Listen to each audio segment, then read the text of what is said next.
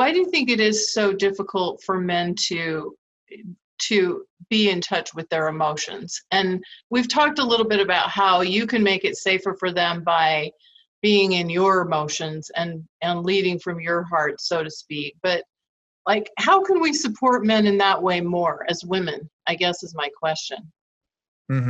Well, I mean, first off, like it's not just the conditioning that makes it hard for men to speak into their feelings. And, you know, it's not just the conditioning piece. It's also the fact that once it's been, because also men don't talk about feelings to each other. We don't. We never talk. All we ever talk about is things that we do, things that we've done, money that we're making, girls that we're dating. And this is like the standard male conversation. I generally go a little deeper with my friends just because like I'm always operating from a feeling space. But, most men out there, their measure of value, their metric of value and worth that most men are measured by is what they have created physically in the world, right? So men are constantly looking at each other and talking to each other, being like, look at what I did. What did you do? Oh, you did this. Oh, cool. Let's compare notes on what we did and let's see where we stack up against each other. Like men operate constantly from that doing space in the way that they're communicating with each other. And then, with women, we think we need to be, X amount of successful in order to, be worthy of the woman that we want, right? So our entire sense of our value is predicated on the things that we're doing. How we're feeling is not relevant to, the story most men have created about what their value is based in. You know what I'm saying? So not only are men completely out of practice with it, they don't understand the value of feelings in life and in relationships.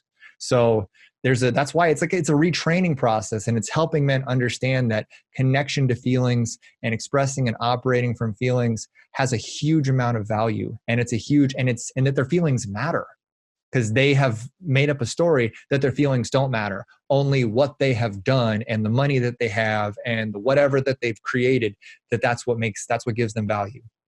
So it's like a retraining process. And so, again, through the cycle of invitation in space, inviting a man, like one of the most powerful things you can do to a man. And this is like, a woman did this and it truly saved my life in my own process, is to really ask a man how he's doing. And by how he's doing, I mean like how he's feeling.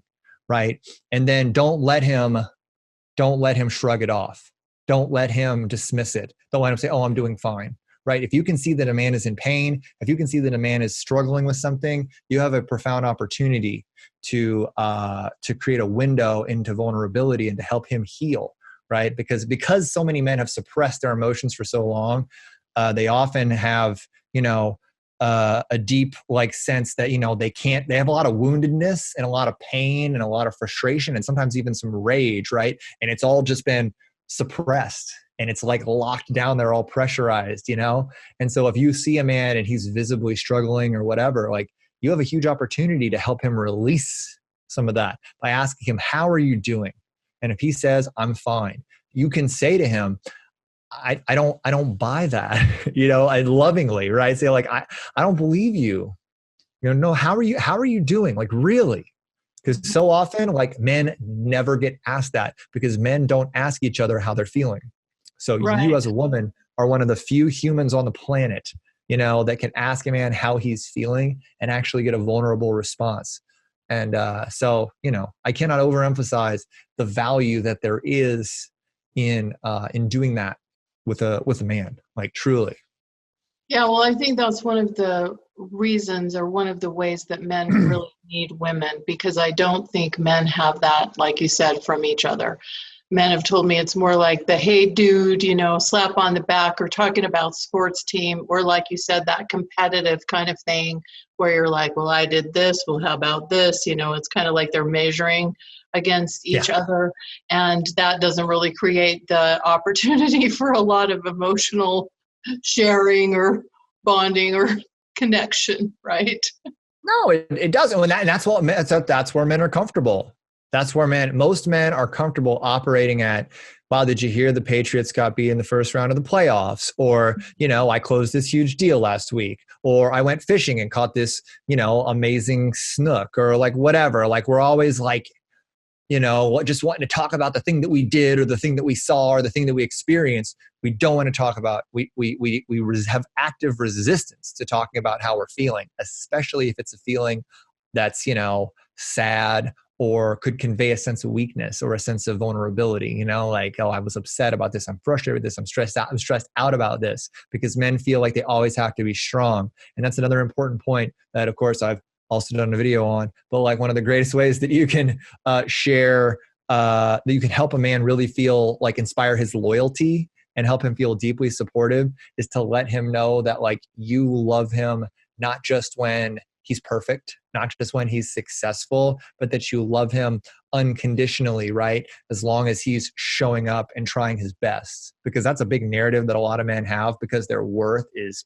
anchored in their doing. Their worth is anchored in what they're creating, that they think that if at any point they fall off of that and they're not creating, they're not as successful, something's not working, they have a big failure. When you can comfort a man and nurture a man and love him in his failure, and let him know that your love for him is not predicated on his continually being successful, that is one of the most profound, transformative. You will inspire deep love in a man by letting him know that he doesn't always have to be, the knight in shining armor, right?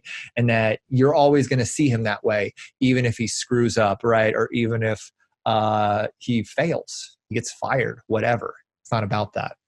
Mm-hmm. Yeah, that was really, really important and really powerfully said. And I think that comes back to creating that safety for him to share his feelings and share his emotions that we talked about earlier. So I have a random question for you. Is it okay if I ask you a random question? Go for it. So, Matt, I was out to lunch a few weeks ago with some of my female friends, some of us married, some of us single. And one of my single female friends, she asked me this question, and I think I have a hunch about what you might say here, but I'm really curious to hear. And she said, so if men like to please us and they like to do nice things for us and they like to see us be happy and that sort of thing, why are men resistant to the honeydew list? Like a list of things that you want them to do. And I gave my spin on this, but I want to hear yours. Well, the honeydew list feels to me like the chore list that we got from our moms when we were little kids, that we couldn't get our allowance until we took out the trash, mowed the lawn, did the 3 things, took out the, So like when we get the honeydew list, it's sort of just this very mama trauma laden, heavy, fixed burden, and it isn't tied to like actually actively experiencing the feelings of a woman. Like there's no dynamic polarized connection between the request and you. It's just this oppressive list of crap that you need done, that he is expected to do, right? So again, it's heavy, right? It's not light and freeing. So I think there's got to, and again, and what's his allowance? Sex? Is it you being happy? Like what's it tied to, in a way that, what's the allowance he's getting for completing the list, So I definitely, does that make sense? That's just my knee jerk. Yeah, and that's exactly what I wanted, because that was really pure and honest. And I think it was spot on. I do think it sounds like mama trauma stuff. Because it does that rid of the list we'd get on Saturday mornings that you have to do before you can do anything fun, right? Yeah, before you can go outside, you got to do these 5 things written on the refrigerator. That's the honeydew. Don't do the honeydew list. Yeah. Don't be his mom. So for women out there, you might want to consider like pacing your requests and giving him that opportunity, that space to respond. Yeah. And that's another thing, is that if a man doesn't do something in our time frame, not just the way we plan, but like in our time frame, because women have an idea, if you don't do it right now, sometimes, that he's not going to respond, right? Yeah, exactly. And again, that's another thing, the difference between activation and assertion, right? Because when there's a list, it's like, it's not even like it's a request. You're not even giving him an invitation. He doesn't have the bandwidth to say yes or no. It's just assumed that he's going to do the thing, right? It's like he's an employee and this is his list of job responsibilities. And this is a really important point that I'm glad we're touching here, is that like, you never want a man to feel like his relationship with you is work. He works all day.